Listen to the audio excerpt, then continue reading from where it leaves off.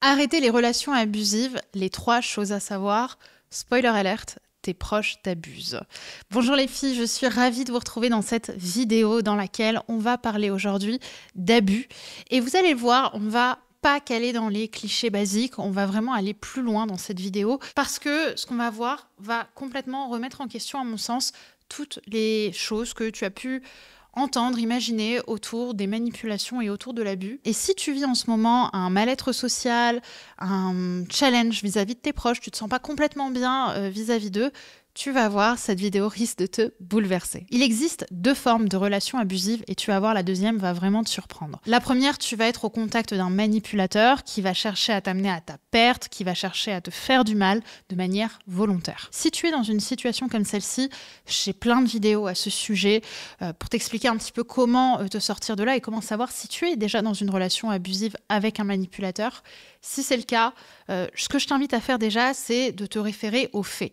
Quand on est au contact d'un manipulateur, ce qui va se passer, c'est qu'on va rester non pas par les faits et par ce qui se passe à l'extérieur, mais ce qui se passe à l'intérieur. On va avoir quelqu'un qui va chercher à toucher notre émotionnel et c'est pour l'émotionnel qu'on va rester. C'est parce que l'autre arrive toujours à un moment ou à un autre à retourner la situation pour lui, pour réussir à nous ramener, même dans des cas où il a dépassé les limites de ton cadre de bien-être. Attention à ça, quand tu es dans cette situation, tu as 2 possibilités de t'en sortir, soit en regardant les faits. Qu'est-ce que cette personne fait? Quelle est la différence et l'incohérence entre ses paroles et ses actes? Et la deuxième chose, ça va être de regarder les réactions de tes proches, d'être au contact de tes proches qui te connaissent depuis longtemps et de leur demander leur avis, d'être observatrice de leur retour, parce que souvent, ils ont la bonne paire de lunettes que toi, tu n'arrives pas à porter et qui permet de voir la situation d'un point de vue extérieur. La deuxième relation abusive, c'est celle de tes proches. Et ces proches, ils vont te proposer des sorties, ils vont te proposer des verres, ils vont te proposer des services, mais à cet endroit-là, tu ne vas pas vérifier ton propre consentement. Et c'est souvent ça qui va créer le mal-être. Parce que savoir dire non à des personnes qu'on ne connaît pas, en général, on sait le faire. Par contre, dire non à des personnes qu'on aime, c'est beaucoup plus délicat parce que la plupart du temps, on est tellement dans l'amour de l'autre, on est tellement dans l'envie de passer des moments forts avec les personnes qu'on aime, qu'on ne va pas vérifier si c'est vraiment notre besoin. En fait, on est tellement dans le besoin de l'autre, dans le besoin d'amour, qu'on pense que notre besoin, c'est l'autre. Et donc, on ne va jamais vérifier si on est OK ou pas sur le fait de voir l'autre, et on va automatiquement dire oui sans même envisager le non. Savoir dire non à un inconnu quand on a travaillé sur soi, c'est pas très difficile.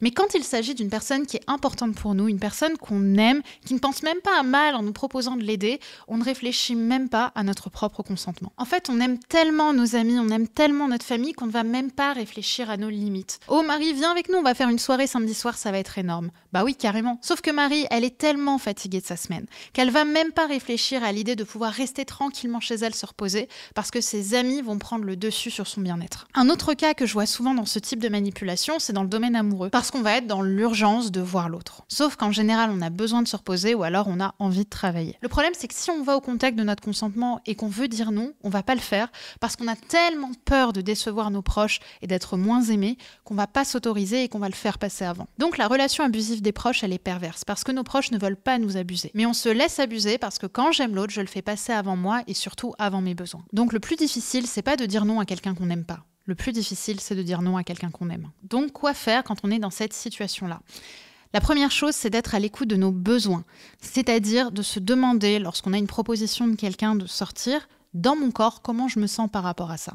Ensuite, il y a un travail très profond et très intime à faire sur la manière de s'écouter, mais aussi la manière de se sentir aimé par ses proches. Parce que quand on est dans des conditions d'action, alors on rentre dans la relation conditionnelle. Je suis aimé uniquement si je fournis ce que l'autre attend de moi. Mais dans une relation amicale ou amoureuse saine et sérieuse, et profonde surtout, en réalité, cette insécurité, elle est illusoire. Puisque ce qui compte vraiment, c'est d'être aimé et de se sentir aimé au-delà même des actions qu'on pourrait faire. Et c'est déstabilisant car la plupart du temps, on ne se rend pas compte qu'on ne sait pas dire non. C'est pour ça que je vous invite à remettre du concret, à remettre du réel et aussi à remettre de l'émotionnel sur vos besoins. À quel endroit est-ce que je m'autorise à dire non dans ma vie? Je vous invite vraiment à vous demander qu'est-ce qui crée chez vous ce sentiment de peur. Par exemple, la peur de décevoir. Ok, une fois que je sais que c'est la peur de décevoir, Qu'est-ce qui se passe vraiment en moi? Pourquoi est-ce que j'ai tant peur de décevoir? À quoi est-ce que ça fait écho dans mon passé? Et très souvent, ce qui va revenir, c'est j'ai peur d'être moins aimée, comme je vous l'ai partagé tout à l'heure. Et à cet endroit-là, à ce moment-là, je vous invite à travailler peut-être un peu plus sur vos relations et la manière dont vous vous êtes senti aimé dans votre passé et surtout dans votre enfance. En revisitant ta relation avec ton père ou avec ta mère, c'est là que tu vas te demander, sans que ça remette en question s'ils vous ont aimé ou pas, mais de vous demander si vous vous êtes senti aimé. Et si vous vous êtes senti aimé, comment est-ce que ça se crée? Comment se crée ce sentiment-là?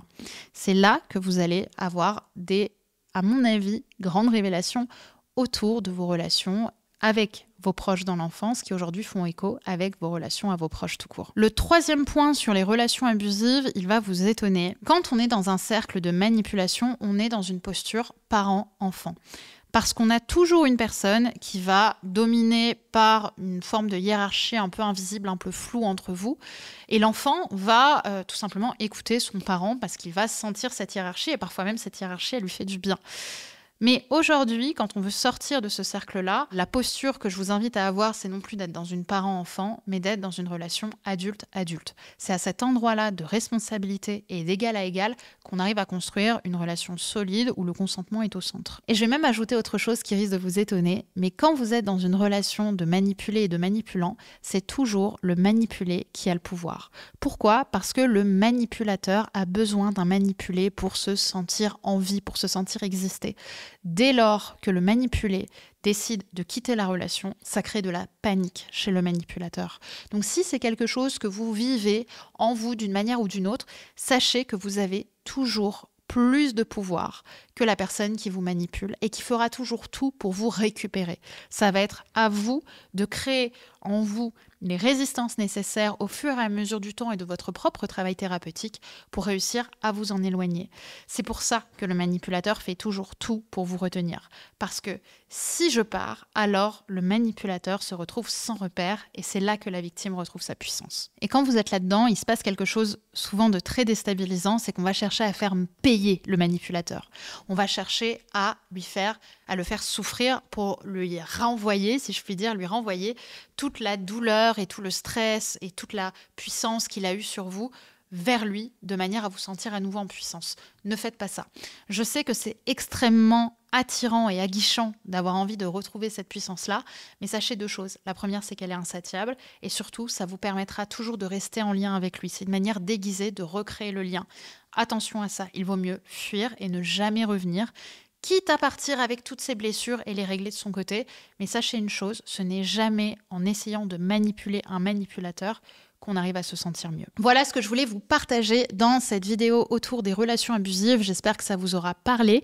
Dites-moi en commentaire si vous aimez ces vidéos dans lesquelles j'aborde également le sujet des proches. On ne reste pas forcément toujours dans le domaine amoureux. Et si vous avez compris l'intérêt de faire attention à la manière dont vous pouvez vous sentir abusé auprès de personnes que vous aimez et de vous autoriser ça. Je vous embrasse très fort, je vous dis à très vite. Et si c'est la première fois que vous êtes ici, n'oubliez pas de vous abonner. Bye bye!